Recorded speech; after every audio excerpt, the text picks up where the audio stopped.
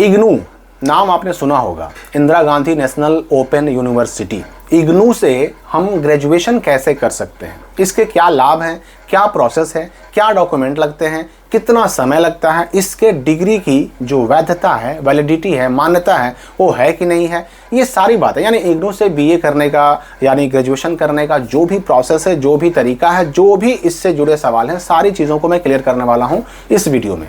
देखिए, मैं आपको पहले आप बता दूं कि एक होता है रेगुलर बीए, एक ग्रेजुएशन जो होता है स्नातक, वो होता है रेगुलर। रेगुलर का मतलब कि उसमें आप किसी विधिवत महाविद्यालय में अर्थात कॉलेज में एडमिशन लेते हैं और वहाँ पर आप नियमित रूप से क्लास करते हैं, आपका रजिस्ट्रेशन होता है, एग्ज़ाम फॉर्म भरे जाते हैं, सेमेस्टर वाइज आपका एग्ज़ाम होता है और फिर इस तरह से सारे सेमेस्टर पूरे होने के बाद आपको डिग्री मिलती है। किस चीज़ की? तो ग्रेजुएशन की, स्नातक की मिल जाती है डिग्री। वो तो रेगुलर कोर्स हो गया, जिसको नियमित कोर्स भी हम कह सकते हैं। लेकिन ये जो इग्नू से ग्रेजुएशन होता है ना, ये डिस्टेंस मोड में होता है,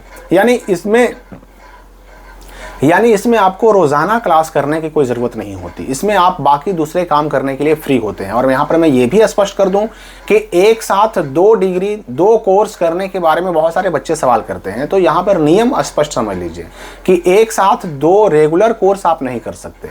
अगर एक कोर्स आप कर रहे हैं इग्नू से डिस्टेंस मोड में, पत्राचार मोड में, कॉरेस्पॉन्डेंस मोड में कर रहे हैं और एक कोई अगर आप रेगुलर मोड में कर रहे हैं, तब तो दिक्कत नहीं है। एक रेगुलर, एक दूरस्थ वही मतलब डिस्टेंस मोड कहिए या कॉरेस्पॉन्डेंस मोड कहिए।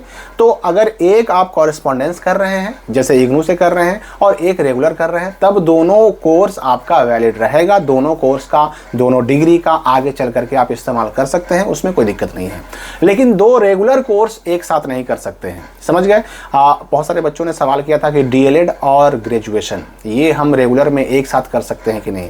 करने के लिए तो कर लीजिएगा, लेकिन आप डीएलएड और ग्रेजुएशन का फ्यूचर में एक साथ कभी यूज नहीं कर सकते हैं। यानी अगर डीएलएड का डिग्री का यूज कर रहे हैं तो ग्रेजुएशन आपको छुपाना होगा, ग्रेजुएशन यूज कर रहे हैं तो डीएलएड छुपाना होगा, क्योंकि ऐसे केस में एक साथ 2 रेगुलर कोर्स करने में एक डिग्री वैलिड होती है, एक इनवैलिड होती है। ये समझ गए? अब हम बात करते हैं इग्नू से ग्रेजुएशन करने का जो नियम है उसके पीछे।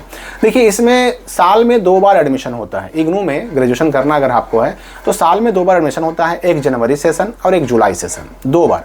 अब जनवरी सेशन के लिए दिसंबर से लेकर के जनवरी तक अप्लाई होते हैं और जुलाई सेशन के लिए वही मई से लेकर जून तक अप्लाई होते हैं। ऑनलाइन अप्लाई करना पड़ता है।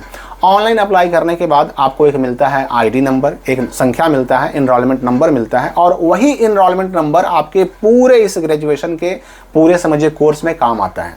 इनरोलमेंट नंबर मिल गया, आपने फॉर्म भर दिया, पेमेंट कर दिया और फॉर्म भरते वक्त ही आपको चुनना पड़ता है एक स्टडी सेंटर। आप ठीक है कॉरेस्पॉन्डेंस मोड में ग्रेजुएशन करने तो जा रहे हैं, लेकिन एक स्टडी सेंटर तो फिर भी आपको सेलेक्ट करना पड़ेगा, क्योंकि आपके सारे काम, चाहे असाइनमेंट जमा करना हो, बीच में 1-2 दिन का क्लास करना हो या एग्ज़ाम देना हो, वो सब चीज़ों की जानकारी या फिर हर एक चीज़ों का जो गाइडलाइन है वो मिलता है आपके स्टडी सेंटर से। तो स्टडी सेंटर आपको चुनना पड़ेगा वही ऑनलाइन अप्लाई करते वक्त। अब ये स्टडी सेंटर कहाँ रहेगा भाई? तो ये आपके आसपास जो सबसे नज़दीकी शहर है वहाँ भी हो सकता है, किसी स्कूल में या कॉलेज में। पहले आप पता कर लीजिए और इसका लिस्ट जो है आपको इग्नू के वेबसाइट पे भी मिल जाएगा कि आपका सबसे नज़दीकी जो स्टडी सेंटर है वो कौन है। और मैं आपको बता दूं कि ये 10 से 15 किलोमीटर के जो दूरी होती है ना, उसके अंदर ही मिल जाएगा आपको आपका स्टडी सेंटर। बहुत दूर नहीं जाना पड़ता है। कभी कभी तो ऐसा भी होता है कि 5 किलोमीटर के अंदर या फिर आप जिस शहर में रह रहे हैं उस शहर में भी आपको इसका स्टडी सेंटर मिल जाएगा। लिस्ट आपको इग्नू के वेबसाइट से मिल जाएगा कि हमारा सबसे नज़दीकी स्टडी सेंटर कौन है। तो जो सबसे सुविधाजनक लगे आपको अपने ऑनलाइन एडमिशन के लिए अप्लाई करते वक्त इग्नू में, आप वही स्टडी सेंटर चुन लीजिए और उसके बाद अपना फॉर्म भर दीजिए। उसके बाद आपका जो है एक टाइम आएगा, एक ऐसा डेट आएगा जिसमें आपको, अभी तो खैर ऑनलाइन अप्लाई किया आपने, उसके बाद जब एक टाइम आएगा, एक डेट आएगा जिसमें आपको एडमिशन फ़ी का भी ऑनलाइन भुगतान करना होगा। ऑनलाइन भुगतान कर दिया आपने एडमिशन फ़ी, तो आप समझिए कि एडमिशन हो गया। अब क्या होता है ना कि डाक से, पोस्ट से, इंडिया पोस्ट से आपको ना सारी किताबें बाई पोस्ट, स्पीड पोस्ट से आपके घर पर भेज दी जाएंगी, सारी किताबें भेज दी जाएंगी। और उसके बाद आपको ना इसी बीच में क्या करना है कि जो स्टडी सेंटर आपने चुना था वहाँ जा करके वहाँ एक कोऑर्डिनेटर होते हैं, एक वहाँ पर कोऑर्डिनेटर कहिए या उस स्टडी सेंटर के हेड कहिए, उनसे आपको मिल करके एक जान पहचान बना लेनी है, क्योंकि सारा इन्फॉर्मेशन, सारा गाइडलाइन, सारा दिशा निर्देश आपको उन्हीं से मिलने वाला है। तो उस कोऑर्डिनेटर से आपको मिल लेना है, जान पहचान कर लेनी है, ताकि आपको आगे चल करके ये जो 3 साल या 4 साल में हमारा कोर्स इग्नू का पूरा होने वाला है ग्रेजुएशन का, उसमें कहीं बाधा ना उत्पन्न हो। तो आपका जो है एडमिशन फी का भुगतान हो गया। कुछ दिनों में 15 दिन 20 दिन लगे, 1 महीना लगे, आपकी किताबें घर पे आ जाएंगी। अब स्टडी सेंटर जो है आपका वो भी बिल्कुल क्लियर हो गया, वहाँ पे आपने पहचान कर ली।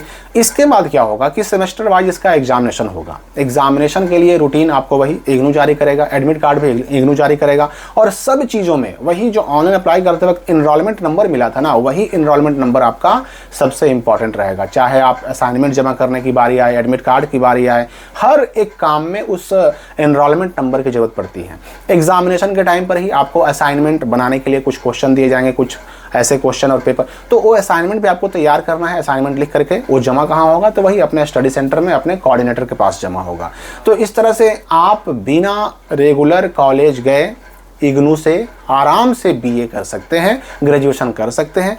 तो ये तो प्रोसेस हो गया और ये चलता रहेगा। एक बार जो आपने एडमिशन करा लिया, आपको स्टडी सेंटर की जानकारी मिल गई, आपको इनरोलमेंट नंबर मिल गया, तो उसके बाद फिर आपके लिए कुछ मुश्किल नहीं रहेगा, सब कुछ फिर अपने आप होता चला जाएगा। आप खुद भी काफ़ी इसमें एक्सपर्ट बन जाएंगे। लेकिन अब है कि ये डिग्री हमें 3 साल में अगर मिल जाती है, हम बीए फाइनल कर लेते हैं, तो इसका वैधता क्या है, ये डिग्री वैलिड है कि नहीं है, कहीं काम आएगा कि नहीं आएगा? तो बिल्कुल आएगा। जहाँ जहाँ भी जिस जगह भी ग्रेजुएशन मांगा जाता है, अब चाहे कोई कंपटीशन का एग्जाम फॉर्म हो, कोई नौकरी के लिए बहाली में जाना है, तो हर जगह अगर ग्रेजुएशन मांगा जा रहा है तो उस ग्रेजुएशन की जगह पर आप इस डिग्री का यूज कर सकते हैं। ये भी स्नातक की डिग्री है, ये भी ग्रेजुएशन की डिग्री है, और इसकी भी वैधता बिल्कुल वही है जो नॉर्मल डिग्री की होती है। मतलब जो रेगुलर में ग्रेजुएशन करते हैं लोग ना, उसकी जो वैधता होती है वही इग्नू की भी होती है। तो इग्नू से ग्रेजुएशन करने में कोई नुकसान नहीं है। सबसे बड़ा फायदा ये होता है कि आदमी फ्री होता है, आप घर पे रह के पढ़ाई कर सकते हैं, आपको किताबें मिल जाती हैं, स्टडी मटेरियल्स मिल जाते हैं, सब कुछ आपको घर बैठे मिल जाता है, और बस वही एग्जाम देने के लिए आपको अपने स्टडी सेंटर जाना होता है, या फिर जहाँ सेंटर बनाया गया एग्जाम सेंटर वहाँ जाना होता है। इतना ही बस है। अब रही बात कि इसमें खर्च कितने होते हैं, तो एक बात तो स्पष्ट याद रखिए कि इसमें खर्च कितना भी होगा तो आपका रेगुलर कोर्स से कम ही होगा, ठीक है ना। लगभग 3000 से 4000 लगता है इसका एडमिशन फ़ी, और फिर वही अलग अलग साल में जो एडमिशन होते हैं उसके लिए लगभग इतना ही फ़ी आपको चुकाना पड़ेगा। समय समय पर इसमें संशोधन भी होते रहते हैं। डॉक्यूमेंट की अगर हम बात करें कि इग्नू से ग्रेजुएशन करने के लिए डॉक्यूमेंट क्या क्या ज़रूरत पड़ सकती है, तो मैं आपको बता दूं कि देखिए, ग्रेजुएशन करने के लिए तो वैसे भी चाहे आप रेगुलर से कीजिए, चाहे आप डिस्टेंस मोड से कीजिए, यानी इग्नू से कीजिए, आपको +2 पास होना, इंटर पास होना जरूरी है। किसी भी बोर्ड से हो, आप किसी भी स्टेट के बोर्ड से हो, इंटर पास हो, +2 पास हो, 12 क्लास पास हो, और उसके बाद आप चाहें तो इग्नू से ग्रेजुएशन कर सकते हैं। अब देखिए, जनवरी वाले मैंने सेशन की बात की, जनवरी वाला सेशन तो आपका पकड़ाएगा नहीं, लेकिन हाँ, जुलाई वाला सेशन जो है शुरू होने वाला है। जुलाई वाले सेशन में जो बच्चे चाहें ग्रेजुएशन में एडमिशन करा सकते हैं, और जुलाई वाले सेशन के लिए अप्लाई बहुत जल्द शुरू भी हो जाएगा। सारी चीज़ें जो भी, चाहे एडमिशन का अपडेट हो, एडमिशन के लिए ऑनलाइन अप्लाई करना हो, या फिर जो हमारा स्टडी सेंटर का लिस्ट होता है, सब चीज़ों का जो है ना आपको डिटेल मिल जाएगा आपके इग्नू के वेबसाइट पर। उसको चेक करते रहें, वहाँ से आपको हर एक चीज़ की अपडेटेड जानकारी भी मिलती रहती है। तो मेरे ख्याल से इग्नू से एडमिशन कराने का मैंने सारा लगभग चीज़ बता दिया आपको। कोई अगर सवाल आपका छूट गया हो या कोई डाउट अगर बच गया हो तो कमेंट करके पूछ सकते हैं। हम मिलेंगे अगली वीडियो में नए अपडेट के साथ।